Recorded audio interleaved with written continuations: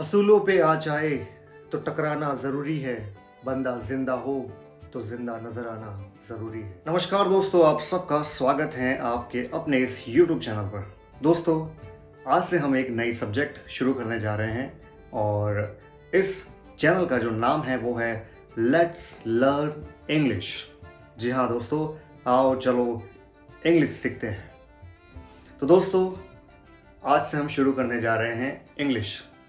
हम बिना किसी ग्रामर में उलझे, यानी कि व्याकरण में बिना उलझे हम इस सब्जेक्ट को शुरू करेंगे, क्योंकि आपको आम बोलचाल में ग्रामर की इतनी ज़रूरत नहीं होती है। अगर आप इंग्लिश सीखना चाहते हैं, दिल से सीखना चाहते हैं, आपका जुनून है इंग्लिश और आप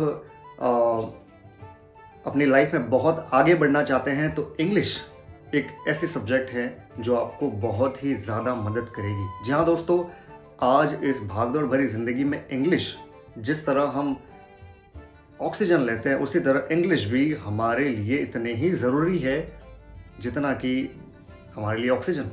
जी हाँ दोस्तों, मैं सही बता रहा हूँ, क्योंकि मार्केट में सर्वाइव करने के लिए मुझे लगता है इंग्लिश बहुत ही ज़्यादा ज़रूरी है। अब ऐसे क्या रीज़न है, इंग्लिश सीखना क्यों ज़रूरी है, इस पर भी हम चर्चा करेंगे। मैंने 5 ऐसे रीज़न आपको बताने के लिए रेडी किए हैं कि इंग्लिश सीखना क्यों ज़रूरी है मार्केट में, और आपको अपनी लाइफ को बेटर करने के लिए इंग्लिश पे काम करना होगा। जी हाँ दोस्तों, क्योंकि ये एक भूत की तरह है। जी हाँ, आप समझ रहे हैं ना, भूत कभी भी आपका पीछा नहीं छोड़ता अगर आपके पीछे पड़ जाए तो। इसी तरह इंग्लिश भी ऐसा ही है। अगर आपको अपने दोस्तों के साथ इंप्रेशन जमाना है, तब आपको अगर इंग्लिश नहीं आती है तो किस तरह आप हिचकिचाते हैं, घबराते हैं। क्यों? क्या ये हमारी मातृभाषा है? नहीं, लेकिन फिर भी हम इस भाषा को बोलने के लिए डरते हैं। तो दोस्तों, आज से आपको ये डर खत्म करना होगा, क्योंकि ये भूत है, ऐसा भूत है जो कभी भी आपका पीछा नहीं छोड़ने वाला, लाइफ टाइम आपके पीछे पीछे रहेगा। चाहे आप होटल में जाते हैं, आपको ऑर्डर करना है, वहाँ पर भी इंग्लिश में सब कुछ लिखा रहता है। और आपको कहीं और विदेश जाना होता है, अगर आप अर्निंग के लिए बाहर जा रहे हैं, जॉब के लिए अगर आप ट्राई कर रहे हैं, ऐसे बहुत सारे रीज़न हैं जिसके बारे में हम डिटेल से पढ़ेंगे और हम बिना ग्रामर में उलझे इस सब्जेक्ट को शुरू करेंगे। जी हाँ दोस्तों, ऐसे सेंटेंसेस जो हमारी डेली लाइफ में यूज़ होते हैं, उनको हम सीखेंगे बिना ग्रामर में उलझे। और दोस्तों, आपको लगता है कि ये सेंटेंस मेरी लाइफ में डेली यूज़ होता है, आप उसको रट लीजिए, याद कर लीजिए, क्योंकि यही एक रास्ता है इंग्लिश सीखने का। और सबसे ज़्यादा ज़रूरी है वातावरण, इन्वायरमेंट, क्योंकि आप अगर गांव में रहते हैं या शहर में रहते हैं, आपके आसपास के लोग अगर इंग्लिश नहीं बोलते हैं तो आप कहीं ना कहीं पीछे रह जाते हैं कि मैं कैसे सीखूं, किससे बात करूं। ये सब हमारे माइंड में प्रश्न आते हैं। तो दोस्तों, इन्वायरमेंट हमें खुद को बनाना है, क्योंकि सीखना हमें है, आगे हमें बढ़ना है। तो ये हमें तय करना है कि हम किस तरह ये इन्वायरमेंट बिल्ड करें। दोस्तों, आपके साथ अगर बोलने के लिए कोई नहीं है, कोई बात नहीं, आप खुद से ट्राई करें। आप मिरर के सामने, आईने के सामने आप ट्राई करें सेंटेंसेस को बोलने के लिए। घर में अगर कोई पढ़ा लिखा है तो आप उसके सामने बोलिए। अगर उनका रिप्लाई सही आता है, नहीं आता है, कोई दिक्कत नहीं है। गलतियां बहुत सारी होगी, लेकिन उन गलतियों से ही हम सीखेंगे, क्योंकि ये डर आपको भगाना ही होगा। अगर आप इस डर को लेकर बैठेंगे तो आप कभी भी इंग्लिश नहीं सीख पाएंगे। और मेरे ख्याल से ये सबका ड्रीम होता है कि मैं इंग्लिश में एकदम फर्राटेबर, एकदम अच्छे से बोलूं। मैं भी सीख रहा हूं, क्योंकि ये लैंग्वेज ही ऐसी है। हमारी मातृभाषा तो है नहीं, लेकिन ये बहुत ही ज़्यादा यूज़ होने वाली, विश्व भर में सबसे ज़्यादा यूज़ होने वाली भाषा इंग्लिश ही है।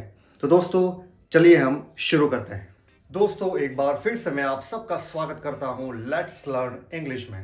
दोस्तों, शुरू करते हैं आम बोलचाल के अंग्रेजी वाक्य, डेली यूज इंग्लिश सेंटेंसेस। अब हमें ऐसे 5 कौन से कारण हैं कि अंग्रेजी सीखना क्यों ज़रूरी है, पहला तो, और ऐसे क्या मुख्य 5 कारण हैं कि हम इंग्लिश सीखना ही होगा हमें। तो चलिए शुरू करते हैं। पहला जो कारण है वो है नौकरी और बिजनेस।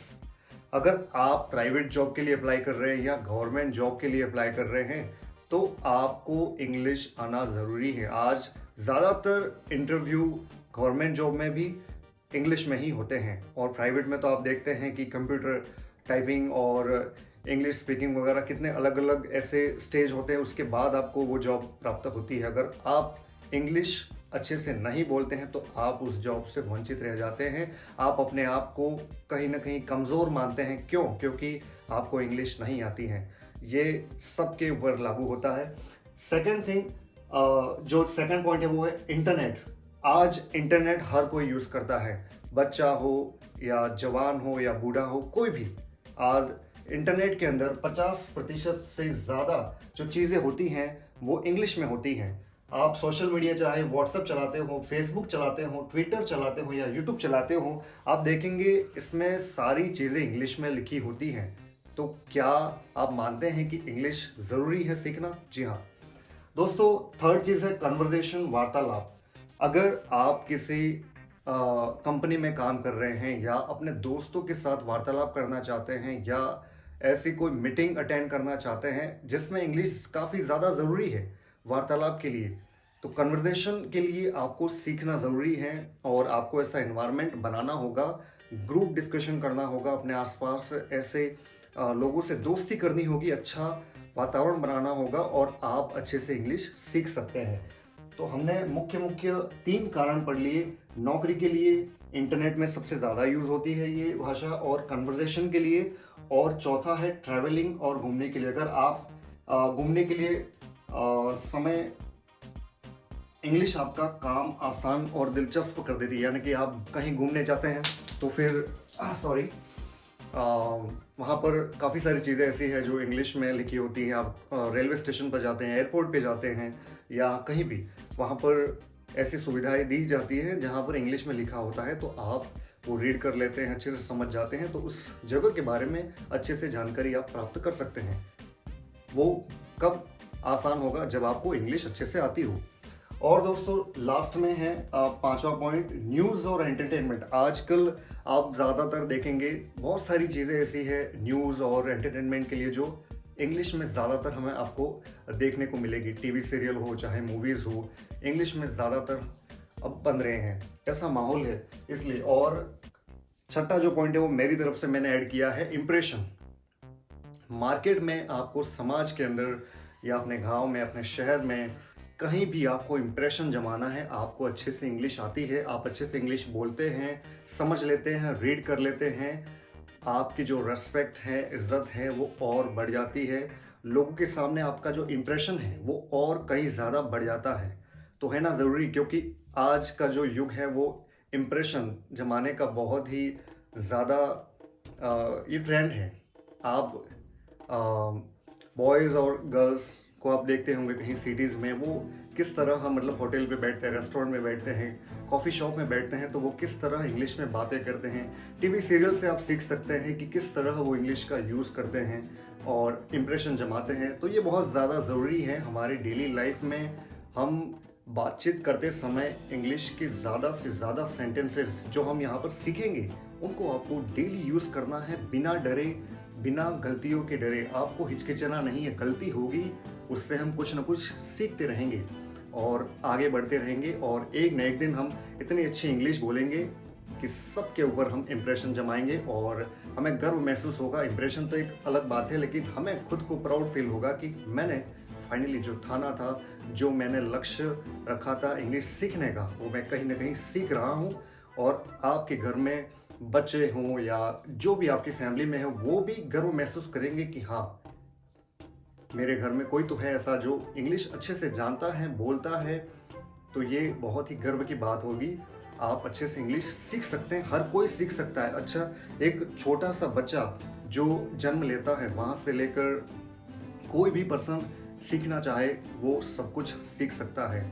हम देखते हैं अमेरिका, ब्रिटेन, वहाँ के बच्चे जो हैं वो जन्म से ही इंग्लिश बोलते हैं। कैसे? क्योंकि उनके पेरेंट्स हैं, वो उनके सामने कभी भी ऐसी भाषा कोई और बोलते ही नहीं, क्योंकि वो उनकी मदर टंग है, मातृभाषा है। तो वो उनके सामने जो भी सेंटेंसेस बोलते हैं, वर्ड बोलते हैं, वो इंग्लिश में ही बोलते हैं। उसी तरह अगर हम हमारे गांव की बात करें, शहर की बात करें, तो हम शुरुआत हमारी मातृभाषा से करते हैं, चाहे हिंदी हो, मराठी हो या कोई भी अदर लैंग्वेज, तो बच्चे वही सीखते हैं। तो हमें ट्राई करना चाहिए कि अगर इंग्लिश का वातावरण बनाना है तो छोटे बच्चे बहुत ज़्यादा ऑब्जर्वेशन जल्दी कर लेते हैं। तो 5 साल के अंदर का जो बच्चा है, अगर आप उसको इंग्लिश सिखाना चाहें तो बहुत जल्दी और फास्ट सिखा सकते हैं, लेकिन आपको मेहनत करनी होगी। उसके सामने अच्छे अच्छे सेंटेंसेस, छोटे छोटे सेंटेंसेस आपको क्लियर बोलने होंगे और गलतियों से ही इंसान सीखता है।